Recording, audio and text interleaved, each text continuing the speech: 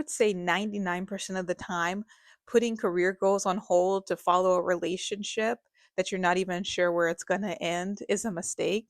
But for me, it worked. When I was in my third year of law school, I met a young man and we began dating.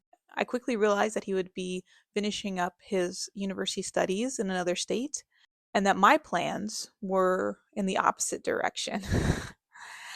Because if you know much about law school, in your third year of law school, you're applying for jobs that you will have after law school. And that often starts in the fall and sometimes in the spring of your third year.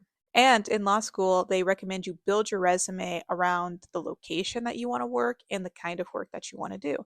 And so I had built my resume around the South and built it around doing civil rights, human rights type work. However, I met this young man and I knew that I wanted to keep dating him. And so there was a couple options.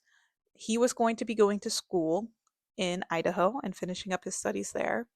So I could move to Idaho, where there wasn't a lot of options for civil rights jobs. I hadn't done anything to build my resume around Idaho, and where I would have to approach working at a firm rather than a nonprofit or a government office, which is what I had intended. We could continue to date, and I could move to the South and we could try to date long distance. That was an option. And the third option would be that we break up. If I moved to the South, I knew I would have opportunities to work in civil rights field and get my career right on that path that I was hoping to go on. But there was something about this guy, you know? And I felt after much thought, and I'm someone who prays, so I prayed about it and felt very good about pursuing this relationship. And I knew that because we were still early on in our relationship, if we tried to do long distance, it wasn't likely to work out. And I wanted it to work out. And so in my second semester of law school, I started changing all my plans to move to Idaho. I went to my career counselor and I told her my plans, and she was a little shocked. And I remember her saying, "Oh, there's going to have to be, you're going to have to open your eyes to other options. This is just not what you've been working towards. So when you're thinking about jobs, you're going to have to settle for these types of jobs." And I remember crying, feeling overwhelmed about totally switching my life around and wondering if I was making the wrong decision. After I got over that overwhelm, I started to really focus in on what I wanted.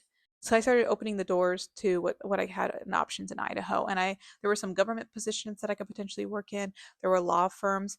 And I knew that I wanted to do work that I could still work with marginalized people, that I could build my skill sets. And it seemed like working for a small firm would allow me to get a bunch of skills, diverse skills that I could apply to other areas of the law.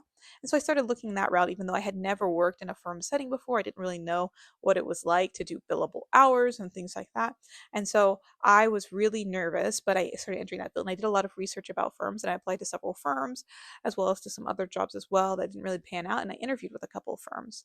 And I ended up at a firm where in Southeast Idaho, where there's so few people of color, where I was doing immigration law and criminal defense, and more than half of my clients were people of color.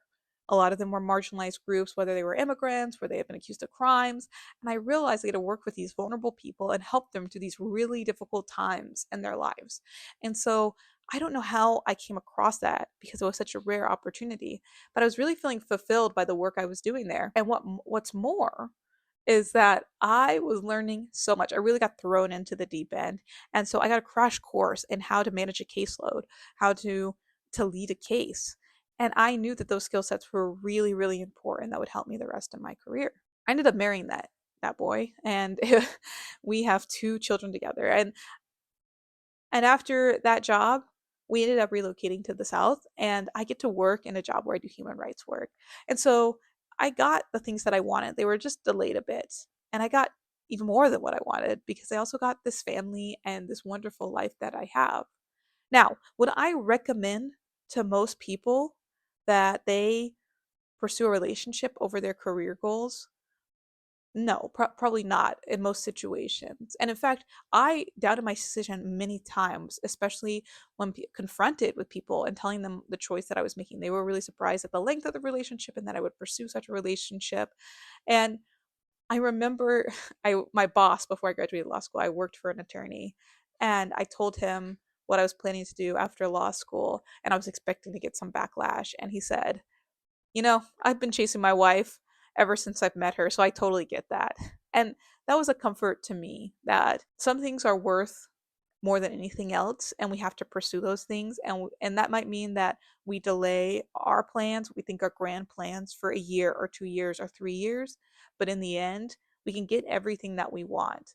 And as long as we stay focused and not just give up on our plans, not just give up on our career, but instead say, how do I make my career, how do I get to where I want to in my career, and just change those steps, I think we can all get the things that we want, and we can get everything. We could have our cake and eat it too, which is crazy. I didn't know that that was a possibility. And so I just wanted to share that story if that helps anyone, because I know that for me, when I was making that decision, it was so difficult and I felt so much shame about it and embarrassment. Like I was making the wrong choice in pursuing something so frivolous. But but in hindsight, it was not frivolous because of the wonderful life I have. If you like this video, feel free to give me a thumbs up. If you like stories like this, I love to tell more. And I'll see you next time.